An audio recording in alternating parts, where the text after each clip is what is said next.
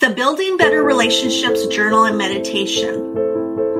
We created the Building Better Relationships Journal and Meditation so you can magnetize the better relationships you want and focus on the positive role that you have in creating a better life through your relationships. We are excited for you to discover the gold within you that can help you manifest the love we all crave. The Building Better Relationships Journal has coaching questions that help you listen to the truth of what you want and what helps you to be empowered in love. The Building Better Relationships meditation is designed to strengthen your heart's ability to be that change you wish to see in the world. Why not download it now and think of it as a gift to those you love? If you love journaling and meditation, this is for you. Welcome to Building Better Relationships at Home and at Work with Angela and Patty podcast. This is Patty, a leadership and work-life balance coach from Arizona, USA. And this is Angela, love and relationship coach from Sydney, Australia. And we are building better relationships with you. Sharing new perspectives on being heart-centered at home and at work. So you can draw on your inner power to make your relationships and the world a better place to be around. In this episode, Being Your Authentic Me in Relationships, we have a special guest, Davina Lyons. She will be sharing about being your authentic me and so much more. Davina Lyons is the founder of the Authentic Me community and workshops for women, a safe space for women to collectively do the work of self-awareness and resilience. This means discovering more about and redefining themselves, along with elevating their personal life standards. Davina has personally overcome a lot of hardships, childhood trauma, multiple miscarriages, abusive relationships, and unfulfilling careers. She learned from her journey that those challenging experiences do not define her life. And now she's on a mission to help women love and embrace their authentic selves so they will live their best life and reach their highest potential.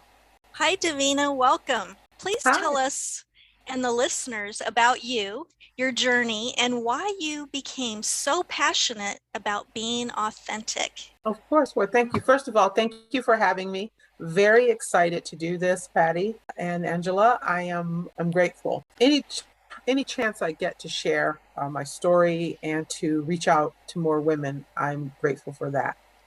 So I think the intro did a wonderful job of really summarizing a lot of what I experienced. And just to, in terms of my growth journey, it was just that. It was about my experiences and about observing my life and realizing that if I continued to live the way that I was living in terms of feeling poorly about myself because of a lot of my experiences and not really loving myself, that I would continue to have those same poor experiences. So it was really, I had to stop and realize what I wanted out of life. And I didn't really know who I was. I mean, if I asked the question, who am I didn't really have an answer. I just had lived so far off the trajectory of my life, of what my life should have been, that I just kept,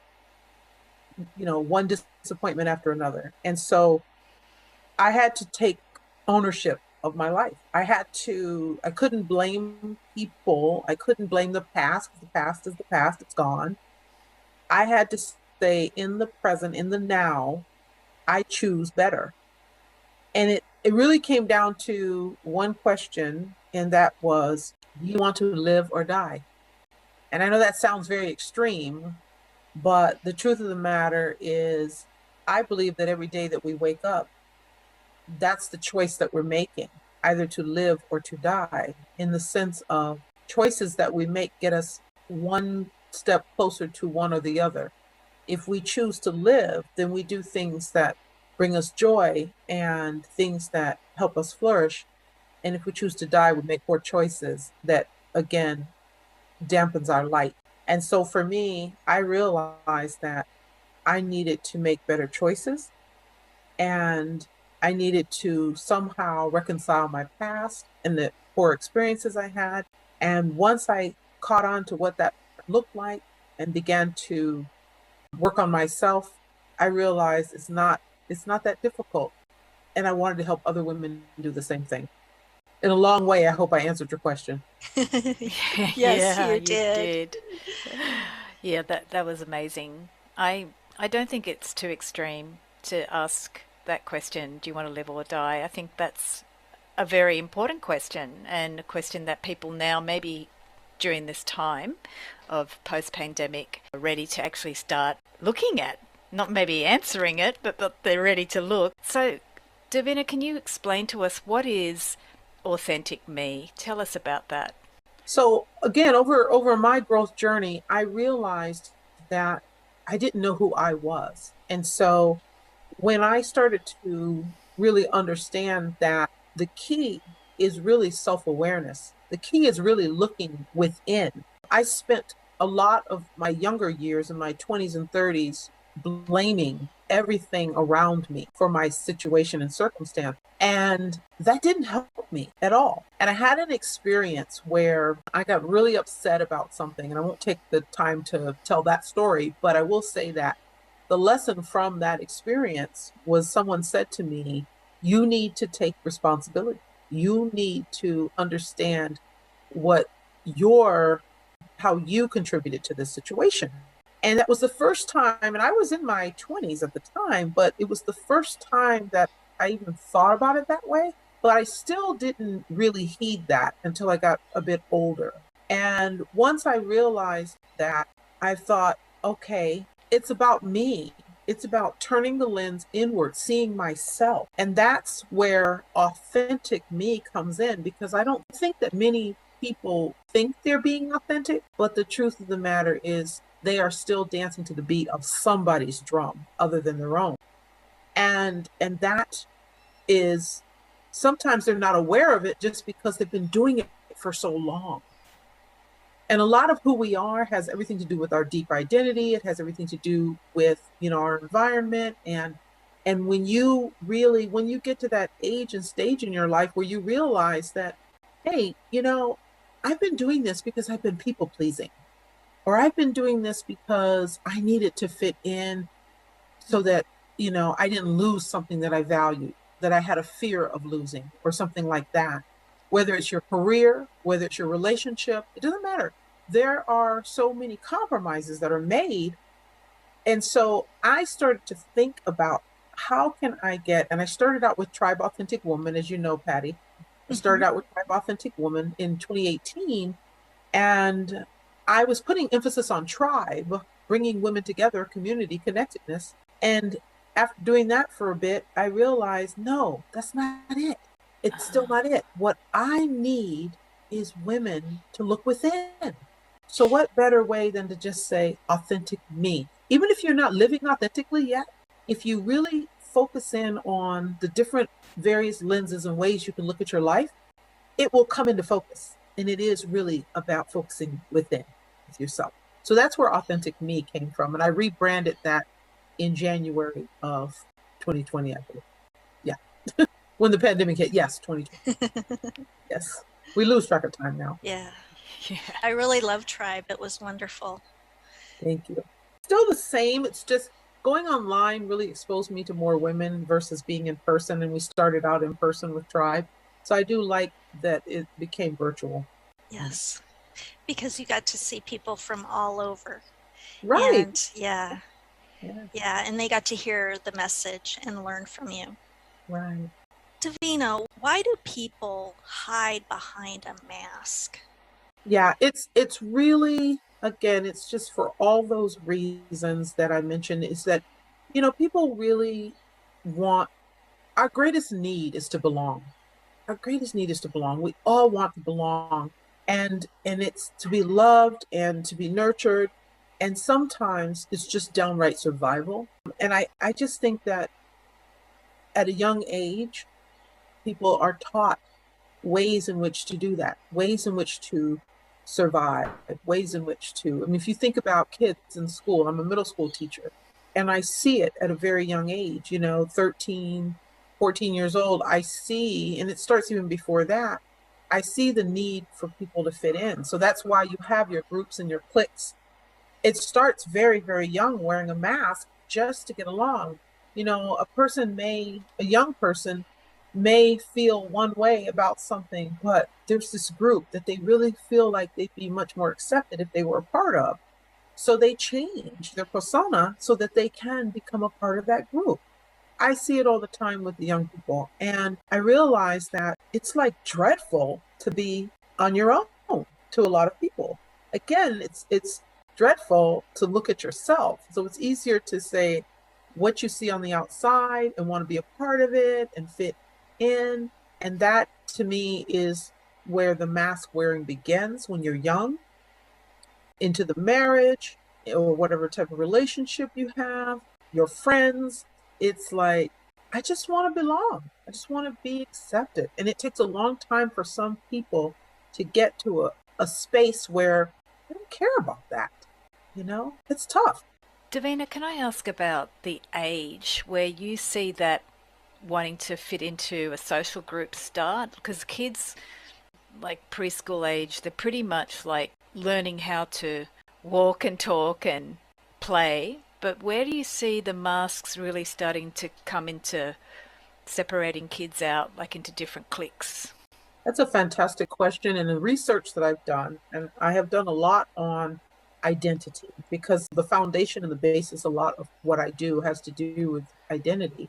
And so I want to say that research says from the age of 0 to 7, you are not really capable of making a lot of meaning of what's going on around you. From 0 to 7, you're really reacting to the stimulus that is around you.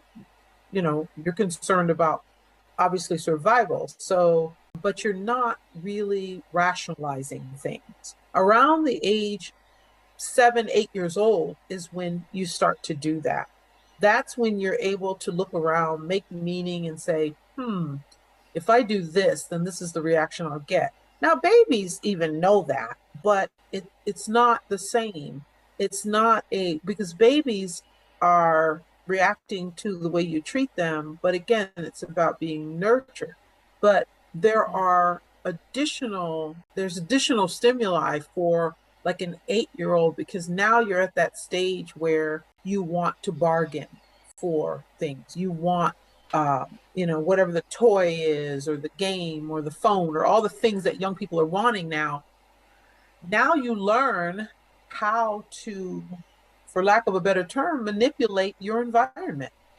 So I believe it starts as young as 7 to 8 years old. And that's pretty much what the research that I've done said.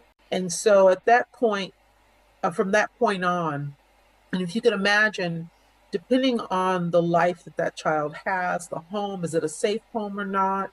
It could be anywhere from negotiating just a good night's sleep and not be, experiencing trauma. And when you get a little bit older and you realize what you can negotiate with, whatever that may be, that is where the mask wearing has to come, because you're navigating your world. Great. I think that's very helpful to understand around that 7-8 year marker. That's where we start really adapting a mask or wearing a mask. And I think manipulating can have a positive aspect and a negative aspect. And I think that might help people understand if it starts at 7 and then, like you're saying, as you get older and start learning about these tools that you can use to manipulate your environment. That's, for me, I see it like teenage. That's when you start to learn how to manipulate the tools. Yeah, we'll talk about that a bit more. Mm-hmm. So the question we wanted to ask was, like, what are some tips to remove the mask and be authentic? Maybe tips for, well, we can say tips in general, but if something comes to you for teens or for adults, what are some tips? Well, I think the reason why my logo and a lot of my branding has camera lenses, again, it's all about the different lenses and the ways in which you want to look at yourself. I'm going to say, first and foremost, the number one thing is to love yourself. And that's such a cliche. You hear people say it all the time, love yourself. But it really, really is important. And so you can at least start with liking yourself and then develop that love affair with yourself. Young people, it's tricky because they think they do. They think they do love themselves. They are, they don't see it any other way. So you have to ask the question of, well, if the behavior that you are experiencing isn't good for you, isn't working well for you, you're not being good to yourself, do you love yourself?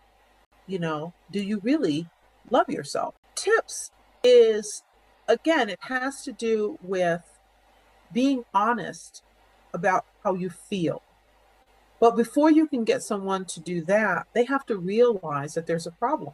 A lot of times they don't necessarily realize there's a problem because, like I said, when I was younger, I blamed everything outside of me. And since I blamed everything outside of me, I didn't realize that I was had anything to do with the way my life was turning out until someone pointed that out to me. So the first thing is we have to be open to receive information from people that we love and trust. When I'm dealing with young people, I of course don't want to encourage them to listen to everyone, but definitely the people that you love and trust, start there and look at your behavior, look at how you're living your life and how is it working for you? What brings you joy? And is it something that serves you well without any consequence that's negative? Young people need to be more mindful. If I want to start with, when I say young people, I work with teens and young adults a lot. And I say that we have to start with mindfulness. We have to start with getting them to process without anxiety. They are so high with anxiety. Everything makes them anxious. Everything makes them, they're the most sensitive. They say Gen Z, they are the most sensitive. And I have this discussion with my students in the classroom and they tell me, they tell me, you're right. Everything freaks us out now because we're in a freaked out society right now. And I get it. Look at what's happening around them. So to instill confidence, to build courage and confidence is to continually reinforce positives about themselves, to get them to understand you are capable of so much more than you realize. And all we can do, those of us who understand this growth journey thing, is to continually share the positives, reinforce it, reaffirm, give them opportunities to succeed. And when they don't, help them fail forward and then continually reinforce positives. It's a tough thing. And there are multiple lenses that we see ourselves through. There are multiple things, our identity, our behavior. That's why I do various workshops on all those different angles, because it's not a one and done, and it's not easy, and it's not a quick thing. It's a lifelong journey. It really is. Yes, it is. To look within yourself and to really say, who am I? What have I done to get here? Right. What was the cause and the effect of this that I did in the past to now? And how can I change that in the future?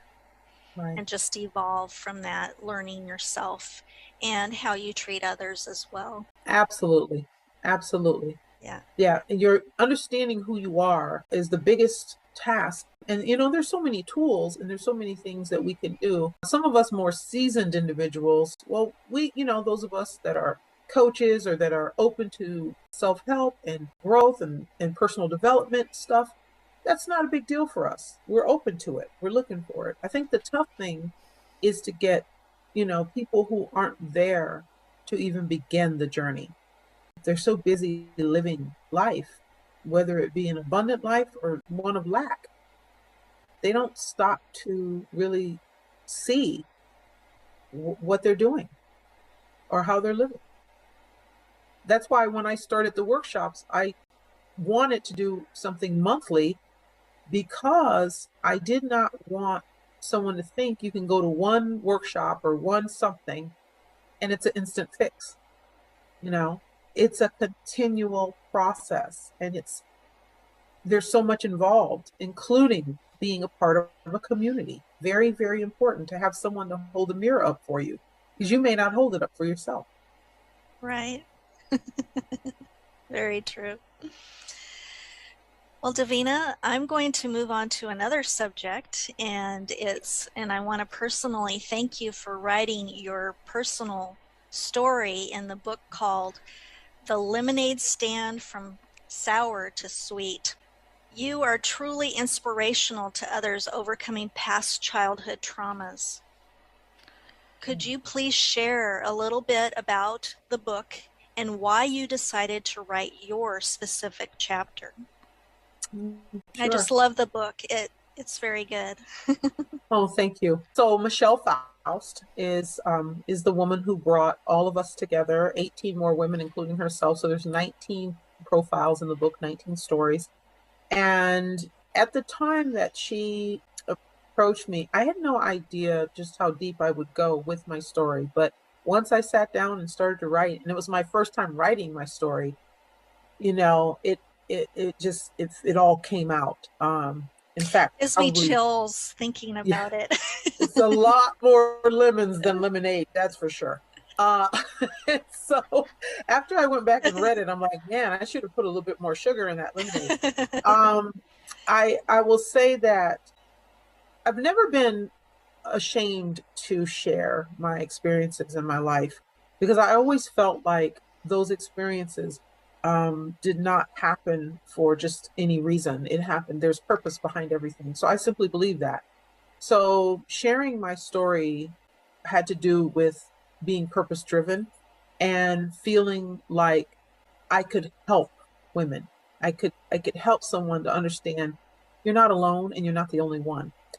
I know that I'm not the only one, and there are some women out there who've had experiences far worse than I had. I just knew that it would help. It would help someone, and believing that, I was open to sharing it. And it's also part of my authentic journey. It's a part of me being authentic and taking my mask off and not worrying about what people think or thought of me once reading my story. It's empowering to tell your story. I encourage people to do that, and not to tell it, you know, to continue to wallow in it, but to tell it so that someone else can be freed from their story that they're afraid to share. And Davina, we will have the link to the book in the show notes, in the podcast show notes, for people if they want to read the book. Excellent. Okay. Great. Davina, you have also a workshop specifically for teens and young adults, and a mindfulness journal. So can you share about the workshop and the journal? Yeah, sure. So that's something that I mentioned earlier, that, you know, the way to help young people is to get them to be much more mindful and to try and reduce the anxiety that they experience. So I talk a lot about metacognition. I really, when I do it in my classroom as well, in the beginning of the school year, as I'm getting to know the students, I make sure that I spend a couple weeks actually working on just that, growth mindset, metacognition, and all of those things. And it's really very important to first open their eyes to the fact that, you know, you can, again, it's back to that left or right, death or life. It's about choices. Which way will you go? And so I work with them on understanding that it's important for them to think. It's important to think, period. But think about what you're thinking about. Think about what you're doing. So Metacognition is thinking about thinking in the simplest of terms, right? We go on autopilot and we don't think. Young people, they're, a lot of it is their amygdala, right? They're not, it's the way they're wired. They're not at that level yet, that level of maturity to where they can reason. So if I can just get them to press pause and think, you're going to make decisions. But if you just, when my son, when he would leave for school every morning, I would say to him, make good choices. And I'd say that every morning just so that I could leave that on his mind. So maybe he would press pause before doing something at school and go, oh, my mom said, make good choices. Did that work? A lot of times it did. A lot of times it didn't. but it's about bringing awareness. So I don't think we talk enough, we tell young people enough of the truth at this stage. I think we need to be more transparent and explain to them exactly why we want them to live, do, and be a certain way. And so I'm very transparent with them about life, about what they can expect on their journey, unless they start to think and make good choices. I also do workshops on teen conflict resolution. The way they choose to handle conflict is different than what mature people do. So it's like, you don't settle a beef in the middle of a crowd. You just don't do that. Let's get a one-to-one where you can talk to someone and now you don't have to show off for everybody. So things like that, we do in workshops. Awesome. And the mindfulness journal, is that something people can purchase and work with their own teenager? How does that integrate? Yes. Oh, Yes. great. Yeah. So it's on Amazon, and don't buy the Kindle version. That doesn't work so well with a journal. I just don't know why it was published that way. But there is it's a soft copy, 6x9 book.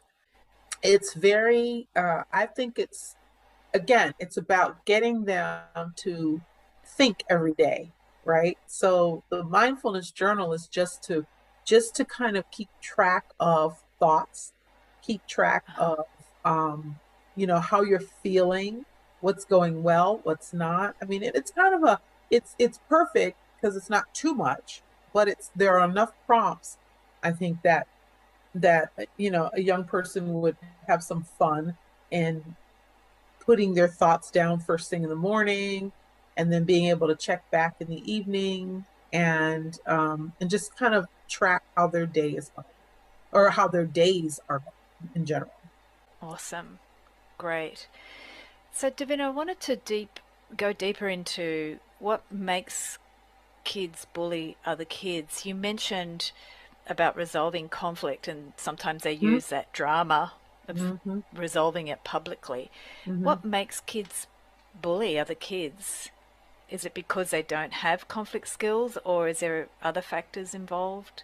Conflict resolution skills? Well, I think bullies are a whole different, conflict can arise. It can be good or bad, healthy conflict, not, that's one thing. But I think the notion of bullying someone to me has to do with hurting people hurt people.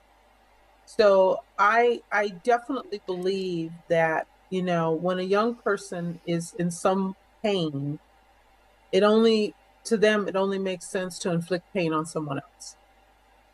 And sometimes they're going through some things at home where they're being bullied, and their outlet is to unleash on someone else, or their self-esteem is low. They don't feel good about themselves. So let's make someone else feel poor. I just think it really is that simple. All behavior is a form of communication. I often ask my students, when I pull one out because of behavior, instead of being punitive, the first thing I ask is, what are you trying to tell me? And they'll be like, I'll say, all behavior, and this is what I mean about being transparent. You have to really explain to them exactly where you're coming from. So I say to them that's not something I say aside from them. I say it to them. all behavior is communication. What are you trying to tell me right now? With what you just did in the classroom, you're trying to tell me something. You want me to notice something. What is it?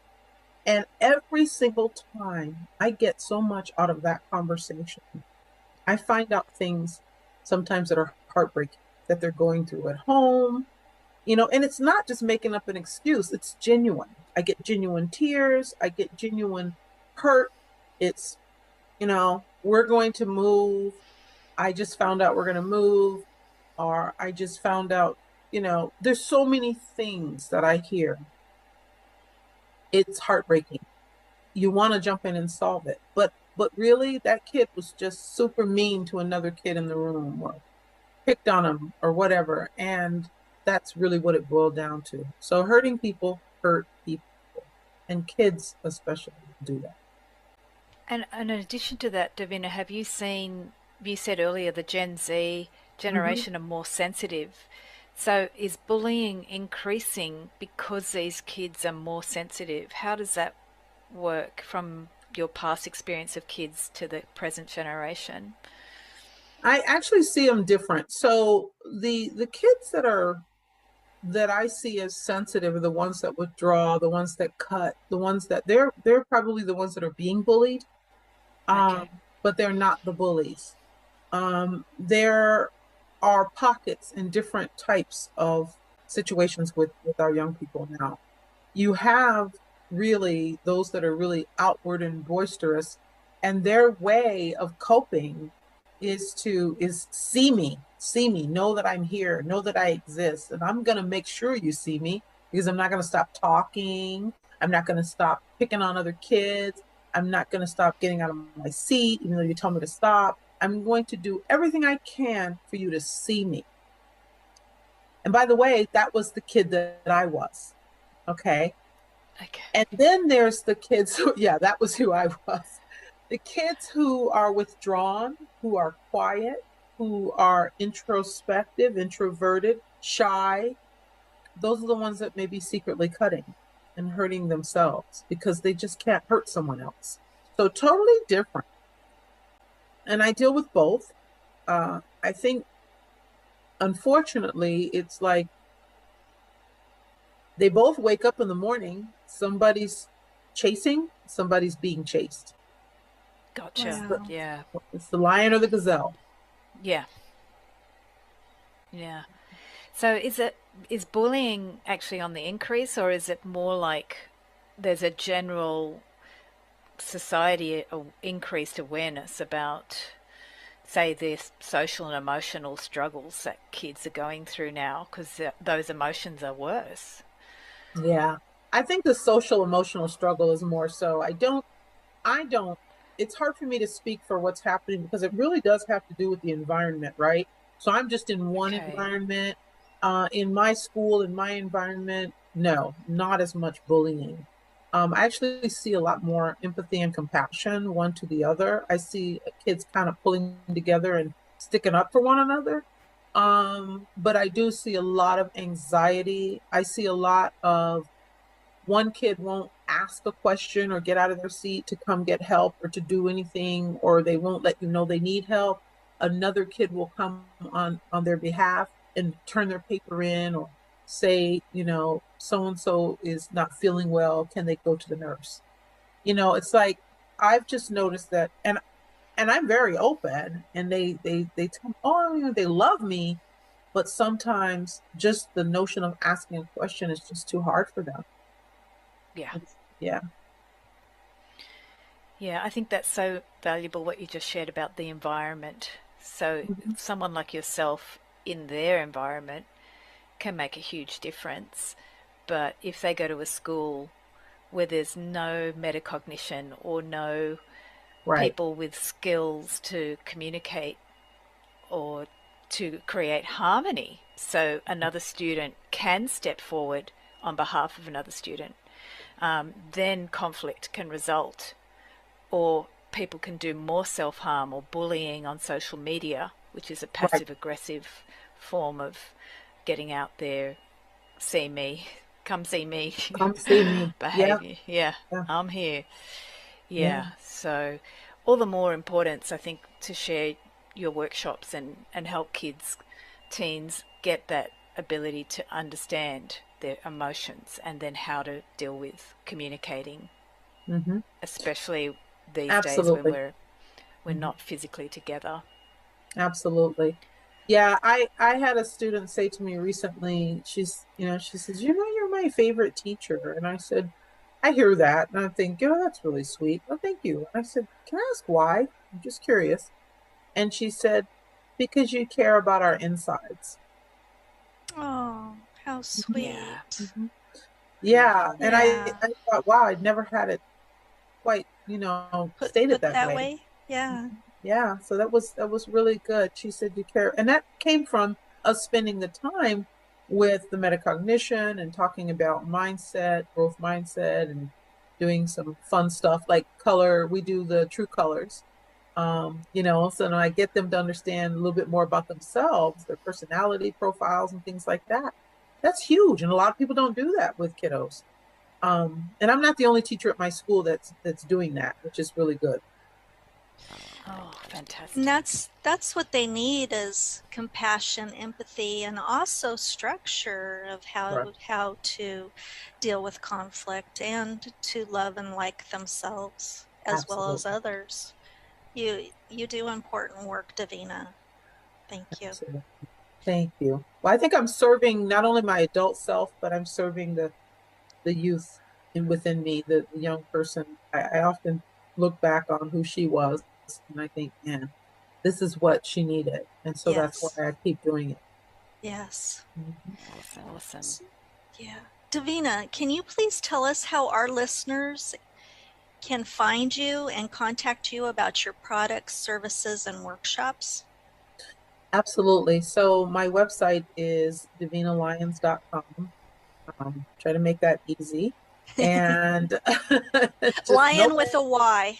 Yes, that's important, right? Lion Yes. with a Y. Yes. So yeah, so DavinaLyons.com.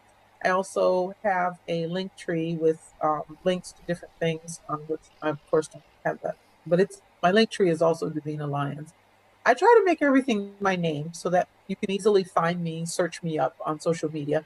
I am on Facebook. I have many groups, as you know, Patty. Yes. I have a huge presence on Facebook. Facebook, Twitter, LinkedIn. I'm all over the place. I even have TikTok that I'm afraid to use. Oh, wow. I want so badly to make TikToks, but I'm a chicken. I got to work on that. I got to work on that. Yeah, too I much. can't wait. I'm Yeah, not on TikTok yet. I So, think TikTok's fun. I really do. I like yeah. TikTok. I like to watch it. Um, but yeah, I'm definitely DavinaLyons.com is where you can get pretty much most of the information in terms of what I'm doing. I'm excited. This summer, we're going to do a special My Authentic Lens is what it's called. It'll be a half day workshop in person, Patty, Oh, good. I in can't Mesa. wait. In Yay. Mesa. What I'm thinking Ah. of doing is also, and I haven't, my partner in crime, Tammy, I haven't, I haven't, I haven't presented this to her yet, but I'd like to have like a Zoom and do virtual and in person at the same time. I recently went to a workshop where that was very successful, and I'm like, you know what? I'm going to do that. I like that. Sounds good. Yeah. So, That way Angela can join us. right. Yeah. Yeah. Exactly. Yeah. Yeah. Definitely. Yeah. So summer 2022, I'm booking it, and more to come on that. But my authentic lens is really going to be a lot of the tools and things that we've gone over in our workshops. It's going to cover that so that people can really walk away with the tools and the resources to sort of do a deep dive on who they are and get a better understanding, and then how can they now move forward with this newfound information and newfound relationship with self, to make choices that serve them. Well, I love how you said Make good choices. I'm going to start saying that to myself every day. Yeah, make good choices. I did write a blog post on that. I heard somebody say that one time when I was at a restaurant, and I was like, wow. Yeah, yeah, yeah, right. Right. It takes some practice understanding what a good choice is sometimes. Yeah. Yeah, and some trial and error and making Right. bad Yeah. choices. I learned Sometimes you through that. think you're making the right choice and it winds up not being the right choice, but that's how you learn and move through life. And I'm glad you said that, Patty, because I think that's essential, and it's something that I haven't brought up, is that your experiences build on one another, right? And so if Yes. you're not walking away taking the best of those experiences, I don't care how bad the experience is, but taking the best of those experiences as newfound knowledge, and that's how you personally grow and develop. You have to have experiences, and you have to be able to look at those experiences in a healthy way and be okay instead of falling apart, and realize, okay, this didn't work out, or I made this choice and the outcome was this, but from that I learned, and then run with that. Yes. That helped me so much to be able to accept the good within the bad, and then say, okay, now I know. Now I know. So I'm not going to do that again. And next time I'll have the courage to do a bit more. So, yeah, that's very important, Patty. I'm glad you brought that up. Yes. It's important also when you've made the choice not to continue to keep making that same choice and to learn from that experience. Right, right. Because the cycle will continue if you don't learn from it. Absolutely. And you have to be Socratic with yourself. You have to ask yourself questions. That's the other thing, is that I teach young people to develop questions about what they see and what they experience. Because as you ask yourself the right questions, the answers, that's where the gold is in the answers. A lot of times people just kind of coast through life, not analyzing their experiences at all or their life. They just are on autopilot and or at the mercy of everyone around them. And that's not empowering. It's not good, you know, because when you feel like you have more control, and the better you know yourself, the better you're able to navigate that control, then you are going to have and manifest really good experiences.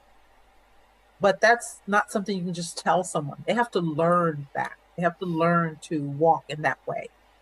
If that makes sense. Yeah, it makes a lot of sense to me. It's kind of like when you're in that 7 to 8 year bracket of life, you're learning to wear the mask. You've got to put on the mask, play that character, and then learn that it's just a mask. And that's a journey in itself, learning that I put on this mask because I want to be part of society, but then I've got to learn how to let go of that identity, and then I've got to start asking the questions. So I love that you're teaching the young people to ask, because if they just got that at school, that would help them learn that they can be more creative with their identity. Exactly. Now think about this though, because emotions are tied to just about everything, right? So you think about with a young person, let's go back to that 7th or 8th year in life, and you know something you really really like, or some hairstyle or something, for instance, a girl, let's just come up with an example, and someone you really love, like your dad or your mom, makes a negative comment about it. This is where you now say, you may have loved this particular style, but mom and dad, who you love so much, they don't like it. So that's like the very beginning of pleasing. You're going to now go away from what you naturally aspire towards and go with what you think mom and dad would be happy. Now, our young people nowadays are just really like bucking to do the opposite of what mom and dad wants. But it's like, it's interesting. But take it, if it's not mom and dad, it's that first boyfriend or girlfriend. One comment can destroy a person, and they will change to please that other person because they put more value on that other person than they do themselves. So when I'm working with older women, going back and looking at identity, to me, that's a root, a very deep root. But sometimes we're actually able to trace back to those roots. You know what I mean? If we really think about and ask ourselves the questions, why did you go, like with careers? People start with a career because mom and dad wanted them to be this thing that's nothing to do with the way they were purposed to be. And then they wake up one day and say, this is it. Right. This isn't even what I wanted. Yep. I'm an artist. I'm a musician. I'm this, I'm that. No, I don't want to be an accountant. Nothing wrong with accountants, but I'm not an accountant, right? Right. It's not their passion. It's not, right. And they're just going through the motions, not living the moments. But it didn't start when they got that job. It started when they were 8. Yes. That's the scary part. Yeah. You know what I mean? Yeah. Yes. Yeah. If the listeners can start reflecting back now when they were 8 years old, if you can remember, that they'll probably have a memory right now. They're thinking, yeah, that's when all my problems started. No blaming of parents. Let them go. I want to say that parents did the best they knew how to do, and maybe they needed some of this work too. Yes, sure. I was actually reflecting on me as a parent. Yeah, me too. I get, Yes. Absolutely. I apologized to my son for a few things when he turned 21. It's like, I'm so sorry. I didn't know any better. Yeah. I've apologized to my children too for things that I've done and said. Yeah. Yeah. But, we were growing and learning as parents, as human beings. Absolutely. Absolutely. Yeah, no doubt. It's tough. It's really tough to wake up one day and realize, I haven't been living authentically. I haven't been myself. I've been what I thought others wanted me to be. Right. And we've all been there. Absolutely. Absolutely. And it's a journey coming away from, you catch yourself. I know I do. What I think is interesting, though, is that I look at my pictures in my 20s and 30s. I mean, I'm 57, and I feel now so much younger, so much more vibrant, so much happier. My 30s, I look at the pictures and I can see I was an old lady then and not now. I'm the opposite. I'm like Benjamin Button. I'm going backwards. And it has everything to do with how I feel inside. And that's one of my quotes, if you've ever heard me say it, is that we see inward what we feel inward what we see outward. And so it's like there's a great connection between our environment and how we feel. And if you don't like how you feel, change what you see. That's great. That is great advice. Yeah. Easier said than done. Yes, very but much. That's why I have a workshop. Yeah. That's why I have ongoing, as That's you said, right. ongoing workshops to build that community as well. Absolutely. So, Davina, thank you so much for sharing everything today. Is there anything else that you'd like to share with the listeners? Yes, I think I want to give some tips here. I want to say that 5 steps. 1, ask yourself if you are living true to yourself or if you're compromising in any area of your life. And then number 2, be honest in your answer. Mm-hmm. Number 3, make a choice to change it. 4, believe in yourself enough to follow through with that choice. And 5, celebrate and love yourself as the life that you deserve begins to unfold. That would be my advice. Those are powerful questions. Beautiful. Thank you. Mm-hmm. Thank you, Davina, for sharing with us and our listeners. Davina sure did give us a lot to think about on how to be authentic. We would love to hear your tips, strategies, or inspiring stories on building better relationships at home and at work, or about this particular podcast topic. Thank you so much for listening. Thank you for listening to Building Better Relationships with Angela and Patty. And please like or share the podcast. We really value your feedback.